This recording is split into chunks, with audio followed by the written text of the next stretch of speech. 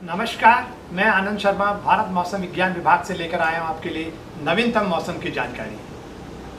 Monsoon को करीब करीब 4 महीने होने को आ रहे हैं और सब बेसब्री से इंतज़ार कर रहे हैं मॉनसून की वापसी का। और जिस तरह के हमें सिग्नल मिल रहे हैं अगले 2 हफ्तों में, और ख़ासकर ये जो हमारा पहला हफ्ता है उसमें 28 तारीख के आसपास से मॉनसून की वापसी हो सकती है, और दूसरे हफ्ते में इसमें और आगे कुछ और हिस्से ऐड हो जाएंगे जहाँ से मॉनसून की वापसी होगी। आइए देखते हैं पिछले हफ्ते कौन कौन से सिनॉप्टिक सिचुएशन हमारे लिए मौसम में बदलाव लेकर आई। जैसा कि आप इस चित्र के माध्यम से देख सकते हैं कि जो सबसे अहम भूमिका जो हमारे सिस्टम ने निभाई वो था हमारा एक कम दबाव का क्षेत्र जो पैसिफिक ओशन से बनकर आगे की ओर बढ़ा, जो कि एक कमजोर सिस्टम था वहाँ। जैसे ही बंगाल की खाड़ी में आया उसके बाद वो अपना आगे उत्तर पश्चिम दिशा में आगे की ओर बढ़ा, और देख रहे हैं 20 और 21 तारीख को ये बंगाल की खाड़ी में ही था, और फिर आगे 22-23 को आगे होता हुआ ये मध्य प्रदेश पे पहुंचा 23 तारीख को। उसके बाद में ये अपना उत्तर पूर्वी इलाके की ओर बढ़ा, और आज इसकी बात करें तो ये मध्य हिस्से पे स्थित है पूर्वी यूपी की, यानी कि central portions of east UP के पे स्थित है, और इसी के चलते इस क्षेत्र में काफ़ी अच्छी खासी वर्षा भी मिल रही है। और मानसून ट्रफ को भी आप देखें तो 18 और 24 तारीख को ये जो है अपनी सामान्य पोजीशन से उत्तर की ओर स्थित थी, और वही अब ये देखें तो ये पोजीशन इसकी दर्शा रही है लेटेस्ट पोजीशन के बारे में बात करें। और उसके साथ साथ देखें तो इस कम दबाव के क्षेत्र से एक ट्रफ है जो आपके मध्य प्रदेश से होती हुई हमारे उत्तरी मध्य प्रदेश की ओर जा रही है, वहाँ एक कम दबाव का क्षेत्र भी बना हुआ है, आप देख रहे हैं। और इन सब के चलते जो है आपकी जो पश्चिमी हवाएं थी यानी कि वेस्टर्लीज, वो काफ़ी तटीय इलाकों पे बहुत मजबूत थी और काफ़ी सारी नमी लेके आई, और उसके चलते भी इन क्षेत्रों में अच्छी खासी वर्षा देखने को मिली। और एक आप देख सकते हैं आपके अफगानिस्तान के आसपास एक ट्रफ इन वेस्टर्ली भी बनी हुई है जो कि अब आगे की ओर बढ़ेगी, और आने वाले 2-3 दिन में जो है जम्मू कश्मीर को थोड़ी बहुत वर्षा दे सकती है। अब बात करते हैं हमारे जो इन 2 चित्रों के माध्यम से। तो आप यहाँ देख रहे हैं कि इस मानचित्र में ये जो उपग्रह से हमें चित्र मिले हैं बादलों के, इसमें खासकर जो है आपका ब्राइटनेस टेम्परेचर दिखाई दे रहा है। तो जहाँ जहाँ आप देख रहे हैं जितना टेम्परेचर ज़्यादा है उसमें अलग अलग कलर दिखा रहे हैं आपको, और आप देख सकते हैं कि तटीय इलाकों में और जहाँ जहाँ कम दबाव का क्षेत्र जैसे जैसे आगे बढ़ा तो वहाँ उन क्षेत्रों में ये जो है आपको ब्राइटनेस टेम्परेचर ज़्यादा मिलेंगे, यानी कि क्लाउड की हाइट काफ़ी ज़्यादा है और अच्छी खासी उसमें नमी भी है और बारिश देने की क्षमता भी थी। उन क्षेत्रों में अच्छी खासी वर्षा भी मिली। उसी को यहाँ हम देख सकते हैं इसी चित्र के माध्यम से कि जहाँ जहाँ इन क्षेत्रों में आपको तटीय इलाकों में पश्चिमी हवाएं तेज हुई और कम दबाव का क्षेत्र भी था, और यहाँ पे भी जो लो प्रेशर सिस्टम जैसे जैसे आगे चला, और उत्तर पूर्वी इलाकों में भी उस सिस्टम के चलते जो दक्षिणी हवाएं आई नमी वाली, उन सब के चलते इन क्षेत्रों में अच्छी खासी वर्षा यानी भारी, बहुत भारी वर्षा और अत्यधिक भारी वर्षा भी देखने को मिली। और जैसे कि आप देख रहे हैं कि इसी के सिस्टम के चलते जो है आपको जो है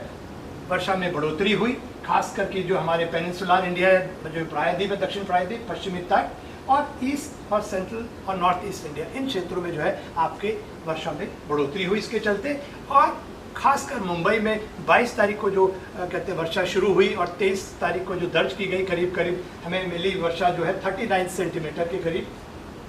जो है वर्षा हमें, 29 सेंटीमीटर सांता क्रूज में जो वर्षा मिली हमें, और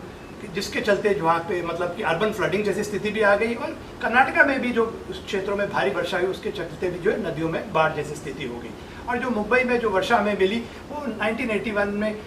जो है वो ऑल टाइम रिकॉर्ड था 39 सेंटीमीटर का, हालांकि वो उस रिकॉर्ड तो नहीं टूटा है। तो और बाकी के क्षेत्रों में भी आप देख रहे हैं जैसे सिस्टम की मूवमेंट हुई उसमें आप बिहार, झारखंड, असम, मेघालय और ये अन्य क्षेत्र जो देख रहे हैं कोंकण, इन सभी क्षेत्रों में अच्छी खासी जो है वर्षा यानी कि भारी से बहुत भारी और अत्यधिक भारी वर्षा भी कहीं कहीं देखने को मिली। अब बात करते हैं हमारे पिछले जो 3 हफ्ते हैं सितंबर माह के, तो उसमें आप देखेंगे कि किस तरह से जो 9 तारीख को हफ्ता समाप्त हुआ था उसमें हमें करीब करीब सामान्य से 30% कम वर्षा मिली थी, और बाकी अगले 2 हफ्ते जो रहे 16 में जो समाप्त हुआ हफ्ता और 23 तारीख को उसमें वर्षा में बढ़ोतरी हुई, और 16 तारीख को ये जो हफ्ता समाप्त हुआ उसमें हमें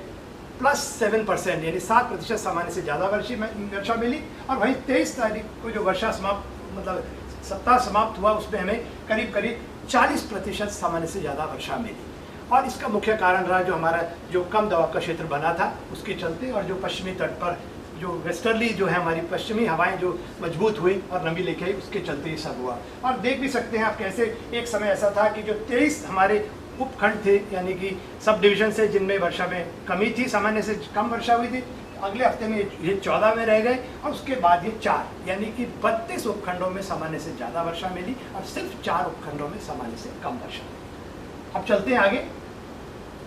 और इस चित्र के माध्यम से हम देखते हैं कि 1 जून से लेकर हमारे 23 सितंबर तक जो पूरे देश भर में जो वर्षा मिली है, उसमें हमारी, जैसा भी मैंने बताया कि 32 उपखंडों में सामान्य से ज़्यादा वर्षा रही। वहीं 4 उपखंड जो थे हमारे उत्तर पश्चिम भारत में, खासकर जम्मू कश्मीर, हिमाचल प्रदेश, पश्चिमी यूपी और उत्तर पूर्वी इलाकों में नागालैंड, मणिपुर, मिजोरम, त्रिपुरा, इन क्षेत्रों में जो है वर्षा सामान्य से कम रही। और बात करें क्षेत्रवार वर्षा की, तो आप देख सकते हैं कि जो हमारे 4 होमोजीनियस रीजन हैं, उनमें से उत्तर पश्चिम भारत में लगातार वीक बाई वीक जो है वर्षा में कमी बनी हुई है और अभी ये कमी जो है -16% की है। वहीं जो हमारे जो है दक्षिण प्रायद्वीप है, उसमें वर्षा सामान्य से करीब 30% ज़्यादा हुई और 16% वर्षा सामान्य से ज़्यादा हमें मिली मध्य भारत में। तो उसके चलते जो है ओवरऑल पूरे भारतवर्ष में हमको करीब 1 जून से लेकर 23 तारीख तक हमें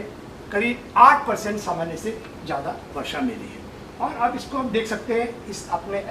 वर्षा का मुख्य कारण हम यदि बताएं कि ज़्यादा वर्षा क्यों मिली, तो आप ये देख सकते हैं कि हमारे जून से लेकर सितंबर जो 4 महीने वहाँ हैं, उनमें कितने कम दबाव के क्षेत्र बने। तो टोटल हमारे 12 जो है कम दबाव के क्षेत्र बने इस पूरे 4 महीने के अंदर। और यानी क्या कह सकते हैं 55 दिन हमारे ऐसे रहे जिसमें हमें अच्छी खासी वर्षा देखने को मिली। जून में हमें एक साइक्लोनिक सर्कुलेशन भी बना था, निसर्ग, उसके चलते अच्छी खासी वर्षा रही और जून सामान्य से ज़्यादा वर्षा में देखे गया। वहीं जुलाई में कम दबाव क्षेत्र जो है सामान्य से कम रहे और सामान्य से कम वर्षा भी मिली, जैसे कि आप देख भी सकते हैं चार्ट के माध्यम से, जिसमें ये दर्शाया गया है कि जो हल्की हरी लाइन देख रहे हैं वो दर्शाती है कि सामान्य वर्षा, और जो ब्लू लाइन्स आपके बार्स दिखा रहे हैं वो दिखा रहे हैं, कहते हैं वर्षा सामान्य से कम रही या ज़्यादा। तो ज़्यादातर क्षेत्र में आप देखेंगे जून में सामान्य से ज़्यादा वर्षा है, जुलाई में वह सामान्य से कम हो गई और फिर अगस्त में एक बार फिर वो सामान्य से ऊपर चली गई। और अब देख रहे हैं 11 सितंबर के बाद से जो है लगातार हमें सामान्य से ज़्यादा वर्षा मिल रही है। अब चलते हैं और ये अगेन ये बार डायग्राम के माध्यम से आप देख सकते हैं कैसे वर्षा में उतार चढ़ाव आप देख ही रहे हैं बिल्कुल। और आप ये देखिए इस समय कहते हैं जो सितंबर जब शुरू हुआ तो -30% वर्षा थी हमारी वीक में, और उसके बाद जो टोटल था वो तो सामान्य वर्षा जो पूरे भारतवर्ष में मिली थी 1 जून से, वो तो 7% ही थी। और अगला जो हफ्ता आया उसमें फिर पूरे देश भर में भी जो वर्षा मिली 1 जून से लेकर हमें कहते हैं करीब 15 सितंबर के आसपास तक, वो भी सामान्य 7% रही। और उस वीक जो एंडिंग था उसमें भी 7% सामान्य से ज़्यादा वर्षा मिली। और इस बार की जैसे हम बात करें तो जो पिछला हफ्ता गया है उसमें हमें सामान्य से करीब 40% वर्षा ज़्यादा मिली। और 1 जून से लेकर अभी तक यानी कि बात करें 23 तारीख की, तो पूरे देश भर में सामान्य से 8% वर्षा ज़्यादा रही। अब चलते हैं आगे और बात करते हैं आज की सिनॉप्टिक सिचुएशन के बारे में। तो अब जैसा कि आप देख रहे हैं कि आपका एक लो प्रेशर एक सिस्टम जो कहते हैं हमारे पूर्वी यूपी के मध्य हिस्से पे बना हुआ है, वो आगे की ओर उत्तर पूर्वी इलाके में रिकर्व करेगा और बिहार पे जाके कमजोर पड़ जाएगा। यानी कि इन इलाकों में अगले इस यूपी के यानी पूर्वी यूपी के हिस्से और बिहार के हिस्सों में अगले 2 दिन आपको झमाझम बारिश मिल सकती है। और वहीं एक छोटा सा हमारा साइक्लोनिक सर्कुलेशन जो है उत्तर पूर्वी राजस्थान के आसपास है, हालांकि ये काफ़ी मतलब कि मजबूत नहीं है। और जो ट्रफ हमारी इस सिस्टम लो प्रेशर सिस्टम जो हमारा पूर्वी यूपी के ऊपर है, उससे जो महाराष्ट्र के ऊपर जो ट्रफ थी वो भी अब कमज़ोर पड़ती दिख रही है। यानी कि आने वाले दिन में उसका भी प्रभाव कम होता जाएगा। अब बढ़ते हैं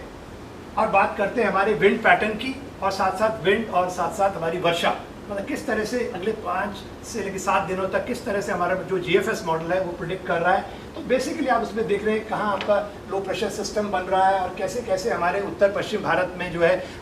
हवा के रुख में बदलाव आने वाला है। यानी कि यहाँ पर एंटी साइक्लोनिक पैटर्न आने वाले दिनों में डेवलप होगा जो इंडिकेट करेगा आपके मानसून की वापसी को। और जो वर्षा भी आप देख रहे हैं यहाँ पर जिस तरह से वो आपको जो कलर दिखाई दे रहा है ग्रीन कलर, उसमें दिखाई दे रहा है थोड़ा मध्यम वर्षा, और येलो कलर जो है लाइट रेन दिखाई दे रहा है। तो बेसिकली जब हम बात करें तो इस हफ्ते में जो सिनॉप्टिक सिचुएशन मेन रहने वाली है वो है मुख्यतः आपका कि इस हफ्ते के आखिरी तक हमें एक कम दबाव का क्षेत्र बंगाल की खाड़ी में बन सकता है, जो कि कुछ 2-4 दिन तक अपना असर दिखाएगा। और उसके साथ साथ एक पश्चिमी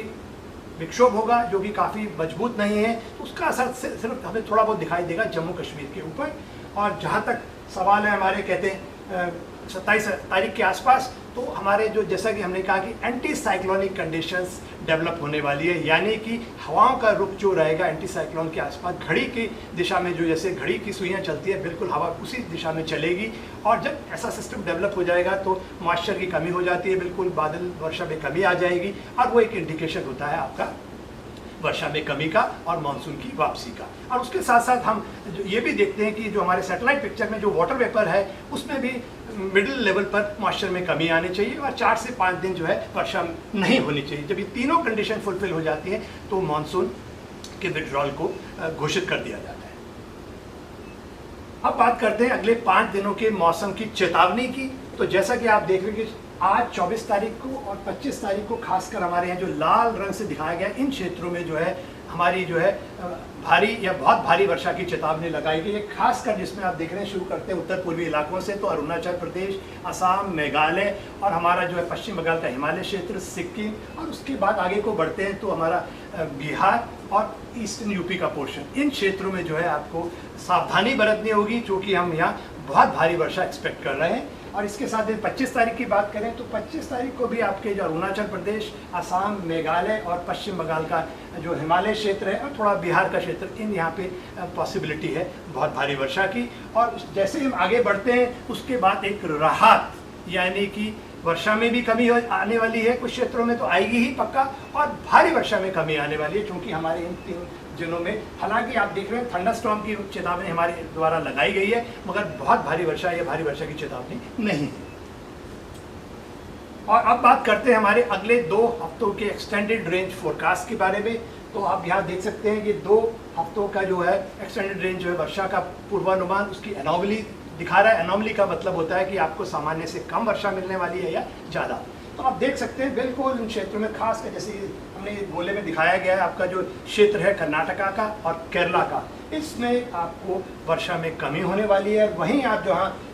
नीला रंग देख रहे हैं उत्तर पूर्वी इलाके और इन क्षेत्रों में, और खासकर इस जो है हमारा प्रायद्वीप का जो पूर्वी हिस्सा है, वहाँ पर भी आपको सामान्य या सामान्य से ज़्यादा वर्षा मिल सकती है। बाकी के क्षेत्रों में आप देख रहे हैं नॉर्थ वेस्ट इंडिया में वर्षा में कमी है, और वो एक इंडिकेशन भी है आपके मानसून की वापसी का। और दूसरे हफ्ते में भी बात करें तो फिर देखिए ऑलमोस्ट पैटर्न वैसे ही है। आपका पूरा दक्षिणी प्रायः खासकर वेस्टर्न साइड देखें तो सभी में जो है सामान्य से कम वर्षा मिलने वाली है। वहीं इस इलाकों की बात करें तो पूर्वी या उत्तर पूर्वी इलाकों में सामान्य से ज़्यादा वर्षा जारी रहेगी। अब बात करते हैं हमारे मानसून की वापसी का। जैसा कि मैंने अभी बताया था क्या क्या फीचर्स इंपॉर्टेंट है मानसून की वापसी का, और यदि आप इस चित्र के माध्यम से समझने की कोशिश करें तो 17 सितंबर के आसपास जो है हमारे उत्तर पश्चिम भारत से मानसून की वापसी अक्सर हो जाती है। मतलब ये सामान्य डेट हैं, मगर इस बार जो है ये 10 दिन जो है लेट हो चुका है, और हमारा मानना है कि 28 तारीख के आसपास उत्तर पश्चिम भारत से मानसून की वापसी हो सकती है। और फिर जैसे जैसे आगे बढ़ेंगे तो मध्य भारत में ये करीब करीब अपने सामान्य समय पर ही वापसी इसकी हो सकती है। और इसके साथ यदि हम बात करते हैं तो विड्रॉल जो इस समय जो है इस बार जो देरी हुई, उसका मुख्य कारण ये रहा कि 2 जो कम दबाव के क्षेत्र हमें करीब करीब बात करें 10 तारीख के बाद में जो मिले, उसके चलते जो है उसने मानसून ट्रफ को थोड़ा एक्टिव बना दिया, पुरवैया आ गई और नमी आ गई, और इसके चलते जो वर्षा रही उसने जो है मानसून के विड्रॉल को लेट कर दिया। चलिए अब आगे बढ़ते हैं, और ये भी बता दें यहाँ पर पिछले 5 साल की बात करते चले तो 2015 को छोड़ दें, जिसमें हमारी करीब करीब 4 सितंबर के आसपास मानसून की वापसी हो गई थी। बाकी के सभी सालों में, वर्षों में ये मानसून वापसी जो है काफ़ी डिले मोड में चल रही है। अब बात करते हैं हमारे इन 2 चित्रों के माध्यम से कि जो हमारी टेम्परेचर की एनोमली है, न्यूनतम तापमान और अधिकतम तापमान की। तो अब जैसे जैसे देख रहे हैं कि आपको ये जो ऑरेंज कलर या रेड कलर में जहाँ दिखेगा वहाँ पर इसका मतलब है कि ये न्यूनतम तापमान सामान्य से कम रहने वाले हैं, और जहाँ पर आप ये कलर देख रहे हैं इसका मतलब कि यहाँ पर जो है आपके कहते हैं अधिकतम तापमान सामान्य से ज़्यादा रहने वाले हैं। इसका मतलब ये हो गया कि आपका आने वाले दिनों में कुछ क्षेत्रों में जो है यहाँ पर अधिकतम तापमान बढ़ेंगे और वहीं न्यूनतम तापमान में गिरावट आएगी, यानी कि आपका जो डायरनल रेंज है उसमें जो है बढ़ोतरी होने वाली है। वो एक इंडिकेशन देता है आपको कि आपकी नमी में कमी आएगी। और एक अच्छा इंडिकेशन है आपके मानसून की वापसी का। अब बात करते हैं अपने 2 हफ्तों की मानसून की, जो हमारी मतलब कि पूरा फोरकास्ट की समरी की। तो पहले हम शुरू करते हैं कि जैसा कि मैंने कहा कि 28 सितंबर के आसपास मानसून की वापसी हो सकती है। और उसके साथ साथ हम बात करें अपने जैसे वापसी होगी शुरू, तो उस समय जैसा कि है कि वर्षा में कमी आएगी, बादलों में कमी आएगी। तो जब बादलों में कमी आएगी तो सोलर रेडिएशन जो इंटेंस आएगी उसके चलते जो है अधिकतम तापमान में खासकर जो है आपका उत्तर पश्चिम भारत और जो हमारा गंगा का मैदानी क्षेत्र है यहाँ पर आपके अधिकतम तापमान में बढ़ोतरी होने वाली है। और उसके साथ साथ हमने जैसा आपको इंडिकेशन दिया है कि आपका जो ट्रफ इन वेस्टर्ली बनी है, एक पश्चिमी विक्षोभ है, जैसे ही वो आगे को बढ़ेगा तो 25 और 26 तारीख के आसपास वो आपके एक्सट्रीम जो उत्तर पश्चिम उत्तरी हिस्सा है जम्मू कश्मीर का, वहाँ आपको हल्की फुल्की वर्षा मिल सकती है। वहीं हम बात करें कहते हैं आपके उत्तर पूर्वी इलाकों में बिहार, उड़ीसा, छत्तीसगढ़, महाराष्ट्र, उसके साथ साथ आंध्र प्रदेश और तेलंगाना, तो यहाँ आपको सामान्य से ज़्यादा वर्षा मिलने वाली है। और बात करें हिमाचल प्रदेश, उत्तराखंड और उसके साथ साथ कर्नाटक और केरला की, तो वहाँ आपको सामान्य से कम वर्षा मिलेगी। अब बात चलते हैं दूसरे हफ्ते की ओर, यानी कि हमारा जो है 2 अक्टूबर से लेकर मतलब 2 अक्टूबर से लेकर 8 अक्टूबर। 2 अक्टूबर हमारा महात्मा गांधी जी का कहते हैं जन्मदिन भी होता है। अब चलते हैं इसमें, तो आप देख रहे हैं कि आपको सामान्य से ज़्यादा वर्षा मिलने वाली है, खासकर पूर्वी उत्तर पूर्वी इलाकों में। और थोड़ा सा पोर्शन जो है आपका सेंट्रल जो इंडिया का जो मध्य भारत का पूर्वी हिस्सा है, वहाँ पर आपको सामान्य से ज़्यादा वर्षा मिलेगी। और वहीं जब बात करें हम हमारा पश्चिमी तट और जो उसके साथ साथ जुड़ा हुआ दक्षिणी प्रायद्वीप का हिस्सा है, वहाँ पर वर्षा आपको सामान्य से कम मिलने वाली है। और जहाँ तक बात करें तो मानसून विड्रॉल कंटिन्यू रहेगा और वो आपके उत्तर पश्चिम भारत के बाकी हिस्सों से भी उसकी वापसी हो जाएगी। और कुछ हिस्से जो है हमारे मध्य भारत के, वहाँ से भी मानसून की वापसी दूसरे हफ्ते यानी कि 2 अक्टूबर से लेकर 8 अक्टूबर यानी 2 से लेकर 8 अक्टूबर के बीच में हो सकती है। आज इतना ही, अगले हफ्ते फिर मुलाकात होगी, तब तक के लिए नमस्कार।